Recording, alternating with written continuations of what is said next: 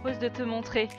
En fait, ça tombe bien puisque j'ai moi-même une régularisation à faire. Donc, je vais aller dans mon bulletin salarié pour pouvoir réaliser cette régularisation. Par contre, ce que je te conseille, c'est de faire la mise à jour en dernière version puisque cette option n'est disponible que dans cette dernière version, qu'à partir de cette dernière version.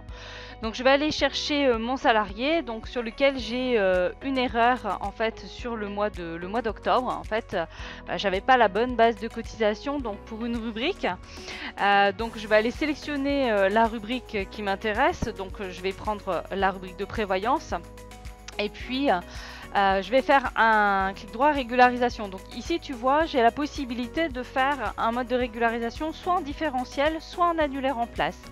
Donc en fait je vais te proposer tout simplement de regarder les deux méthodes. Donc en fait mon erreur elle était sur le mois d'octobre, donc je vais sélectionner mon mois d'octobre. Je vais aller ici notifier la bonne assiette que j'aurais dû avoir. Ce que je te propose c'est de faire une simulation, comme ça tu vas voir de suite ce que ça va donner. Donc en fait au niveau de la simulation, qu'est-ce qu'il va faire? Il va me créer une rubrique de régularisation pour la période du mois d'octobre, donc avec la bonne base et évidemment les différents éléments concernant les taux que j'avais au niveau de cette rubrique. Maintenant si je te le propose en annulaire en place, donc ça va être exactement la même chose, je fais la simulation. Sauf que tu vas voir qu'au niveau de la simulation, eh bien, je me retrouve avec deux rubriques. Une première rubrique qui me permet de voir ce que j'avais à l'époque, donc au mois d'octobre, et une rubrique qui va me permettre de voir les nouveautés. Donc ce que je vais faire, c'est que je vais utiliser ce paramétrage-là. Comme ça, je vais pouvoir ainsi à chaque fois contrôler les éléments. Donc au niveau du rapport, eh bien, je vais avoir les bonnes informations. Je lance mon traitement. Ici, comme je te disais, tu vois, j'ai les deux rubriques, une à moins 750 et une à 1100. Le fait de faire cette régularisation va me permettre tout simplement d'avoir les informations après au niveau de ma DSN. Donc évidemment, il faut que j'imprime mon bulletin de paye. Donc là, je vais faire un aperçu. Tu vas voir, ça va être très simple. Je fais mon aperçu. Je valide et évidemment, ce à quoi il faut bien que tu penses, c'est d'aller faire la génération au niveau de la DSN.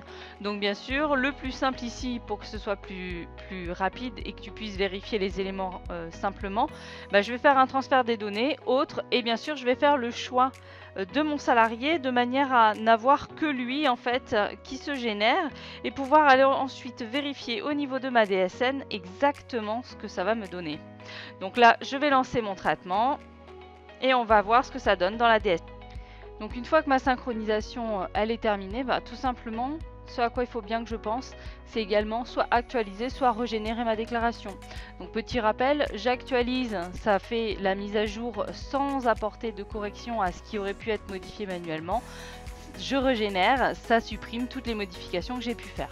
Donc je vais aller sur mon salarié bonne foi sur lequel j'ai fait tout à l'heure la correction et tu vas voir au niveau cotisation, je vais avoir deux périodes, tu vois, j'ai la période du mois d'octobre pour la période que j'ai sélectionnée au niveau régularisation et la période du mois de décembre que je suis en train de traiter. Donc si je descends un petit peu puisque ça concerne ma prévoyance, donc je vais retrouver ici, tu vois, une période du mois d'octobre avec mon montant au niveau de mon salaire brut prévoyance avec le delta. Donc si tu te souviens bien, tout à l'heure j'avais 750 sur le mois d'octobre et j'ai saisi 1100. Donc la différence elle est bien 350. Donc tout est fait automatiquement au niveau de ma DSN. Et comment c'est fait au niveau de ma DSN? Eh bien attends, je vais te montrer dans la paye. Tu te souviens tout à l'heure, je t'ai montré qu'on avait deux rubriques. Si je vais sur mes rubriques de régularisation, en fait, tout simplement ici, il m'a bien rattaché ma période de régularisation. Et l'avantage également, c'est que au niveau de cette fenêtre-là, au niveau de ma rubrique, tu vois que j'ai un commentaire également qui apparaît au niveau de ma rubrique de régularisation avec la période sur laquelle j'ai fait ma régularisation. Voilà, j'espère qu'avec tous ces éléments, tu vas pouvoir faire ta régularisation simplement au niveau de ta paye. Et puis si tu as d'autres questions, n'hésite pas. À bientôt!